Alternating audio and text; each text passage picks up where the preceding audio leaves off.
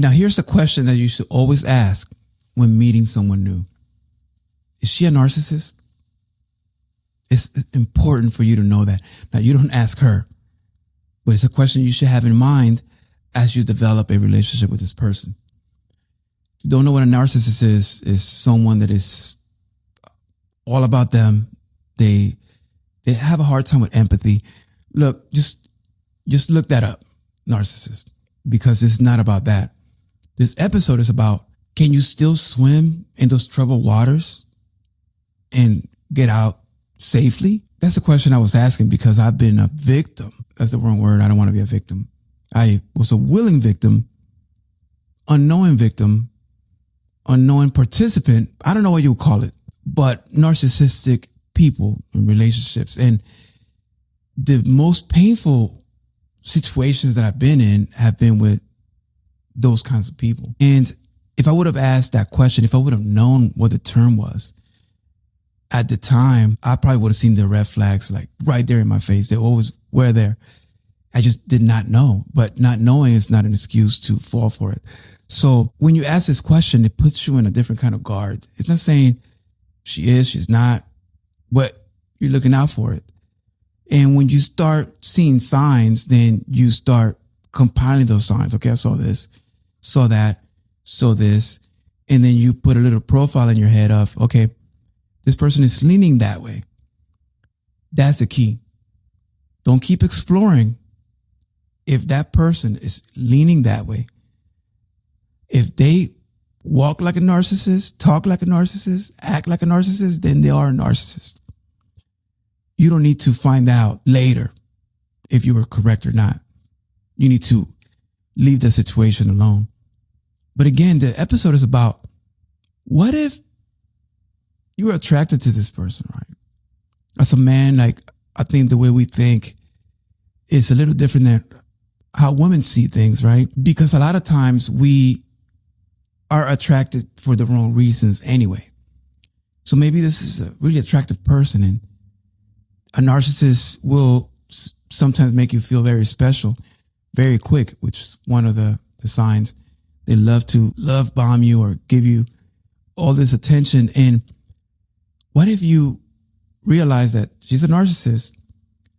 You enjoy the attention, smash and grab and run, right? So what I mean by that is maybe there's a limited interaction you can have with a narcissist before it's time for you to go.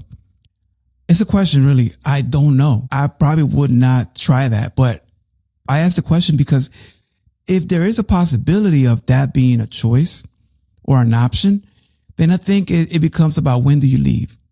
Not if you will leave, but when will you leave? Because you could really fall quickly and start questioning yourself from your first impressions. Your first impressions are never going to lie to you. That first impression, when you don't like someone, trust it, believe it. So you had that impression that they were a narcissist, and somehow that impression changed. No, it did not change. She adjusted to fit your narrative that you build in your head, right? So that's the danger of playing with that kind of fire, is that you could fall. You could fall there, and then it's going to be twice as worse because you did not fall because you didn't know. You're falling because you willingly fell. My recommendation is don't try it. But if you're going to try it, then set a time and a frame of when you're leaving, because I think you could fall into the, okay, I'm just going to smash one time and then, cut it out. And then it becomes, okay, just 2 times and 3 times. Next thing you know, 5 years later, you're deep into some trouble and you're like, how'd I get here? You know how you got there. But I bring that question because I think a lot of us know the bad situations that we're getting into. We know them, and we choose to ignore all the signs. We choose to ignore. It might not even be narcissism. It just could be just POS type of person. And we just choose to ignore it, right? We see how they treat their family. We see how they treat their father. If you have a woman that treats her father bad, you have a You think you're better than her father? You think that she's gonna treat you better? I don't care who her father is. I don't care if her father's an alcoholic, whatever. Most women have a reverence for their father, even if their father was just the worst. So when that woman loses that reverence, because there's women that their fathers were just horrible, man, they love him forever. That's normal. That's normal. That's pretty normal.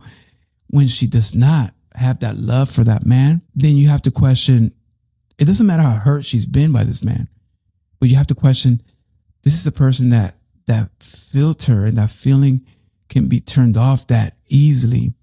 I know that easy because that's a hard thing to do, to not love your father, right? But if you can turn that off, she can definitely turn it off with you. No problem.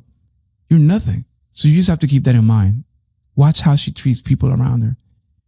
That's going to let you know what you're getting into. And I'm talking about developing relationships, but a lot of relationships are developed from casual stuff. Like you like her, you just want to smash. Like, yo, I just want to hit it. That's where it starts. And the next thing you know, you hit it once, you hit it twice. 10 years later, you're like just miserable. Like, what happened? So if you're going to swim in the narcissistic rivers, just know when it's time to get out the water. That's all I'm saying. If you know someone that should watch this or could benefit from this, please share it. And then also make sure you subscribe.